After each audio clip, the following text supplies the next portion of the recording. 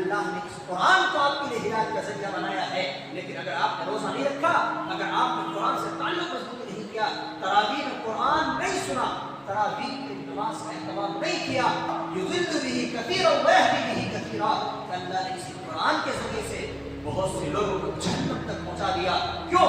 اسی لیے کہ انہوں نے اس قرآن کا انکار کیا, اس کے احکامات تعلیمات کا انکار کیا, تو اللہ کے غضب کے شکار ہو گئے. اور اللہ کے غضب کے جو لوگ شکار بنتے ہیں اللہ اسے جہنم پہنچا دیتے ہیں, اور جو لوگ اللہ کی رحمت کے امیدوار ہوتے ہیں اللہ اسے اس قرآن کے ذریعے ہدایت عطا کرتے ہیں. اس ہدایت کے صدقے فضل میں اللہ اسے جنت الفردوس اور اعلی علیین میں ٹھکانہ نصیب کرے. رہی بات, آپ بیمار ہیں, آپ پریشان ہیں, آپ کے پاس عذر ہے, اللہ نے اس کے لیے رکھا ہے موقع, اللہ نے اس کو مجبور نہیں کیا ہے. آپ پوچھیں تو صحیح جانکار لوگوں سے, اب معلوم تو کرے میرے ساتھ یہ پرابلم ہے, میں کیسے رمضان گزاروں. اب معلوم تو کرے میرے ساتھ یہ پریشانی میں تراویح کا اہتمام کیسے کروں. اب معلوم تو کرے میں بھی اللہ کی مغفرت چاہتا ہوں, میں بھی اللہ کا بندہ ہوں, اللہ کی نعمتوں سے فائدہ اٹھاتا ہوں, جس کو خدا بندی بارش کی طرح مجھ پر بھی برستی ہے. لیکن میں رمضان کی ساتھ روزے کی سعادت سے محروم ہو جاتا ہوں, تراویح کا اہتمام نہیں کر پاتا ہوں, شب قدر میں کی سعادتوں سے محروم ہو جاتا ہوں. مولانا مجھے بتاؤ تو صحیح میں کیسے ان بہترین دینوں سے فائدہ اٹھا سکوں, ان کی برکتوں سے اپنی زندگی کو بابرکت بنا سکوں, ان کی رحمتوں سے اپنی زندگی کو پر رحمت کر سکوں, ان کی نورانیت سے اپنی زندگی کو پر نور بنا سکوں.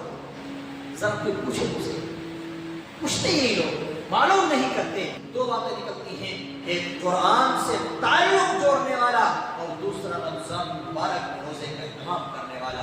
جس کو قرآن سے تعلق ہوگا وہ تراویح میں قرآن کو شوق سے سنے گا, جس کو قرآن سے تعلق نہیں ہوگا, جس کو قرآن کی اہمیت نہیں ہوگی, وہ صرف اس کو بوجھ سمجھے گا, آئے گا پیچھے سے آٹھ پڑھ کر چلا جائے گا. نہ خدا ہی ملا, نہ مثال صنم, نہ ادھر کے رہے نہ ادھر کے رہے.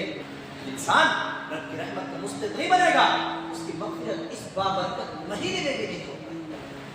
کہ رمضان کے روزے بھی رکھے, تراویح بھی پڑھی, لیکن کیا پتہ اللہ کے نزدیک قبول نہ ہو. اللہ شب قدر کی سعادت آخری عشرے میں رکھا ہے, جو بچ گئے تھے وہ تو اپنی معافی کرا لو. اللہ نے ذرا لوجک دیکھیے کہ اللہ نے آخری عشرے میں کیوں رکھا شب قدر کو. شروع کے عشرے رحمت سے محروم, دوسرے عشرے مغفرت سے محروم, تیسرے عشرے میں اللہ نے ایسی 5 راتیں دے دی, آفر میں دے دی کہ ارے اس رات میں بھی اپنے رب کو منا لو, کھڑے ہو کر کے اپنے رب کے سامنے عاجزی اختیار کر لو, اللہ کو منا لو, راضی کر لو. اللہ تب بھی تمام گناہوں کو معاف کر دے گا. غفر له ما تقدم من ذنبه. جو شب قدر کی رات میں جس کو کھڑے ہونے اللہ کے دربار میں کھڑے ہونے کی سعادت نصیب ہو گئی, اللہ اسے بھی معاف کر. اس لیے میرے بھائیوں, اللہ کے واسطے آج یہ ارادہ کرو, آج یہ توبہ کرو, اور یہ عزم مصمم کرو انشاءاللہ اس سال رمضان کے پورے روزے بھی رکھنے ہیں. جنہیں اگر 29 کا رمضان ہے تو 29 تراویح پڑھنی ہے, اگر 30 کا رمضان ہے تو 30 تراویح پڑھنی ہے. انشاءاللہ اس رمضان المبارک کے مہینے میں جو آ رہا ہے, اس مہینے کے پورے روزے رکھنے ہیں, رکھیں گے انشاءاللہ. اللہ کو گواہ بنا کر ارادہ کیجیے انشاءاللہ, اور دعا کریں یا اللہ اس رمضان مبارک کے پورے 30 روزے یا 29 روزے جو بھی میرے نصیب میں ہے اہتمام سے رکھنے کی مجھے ہمت, قوت, طاقت عطا فرما.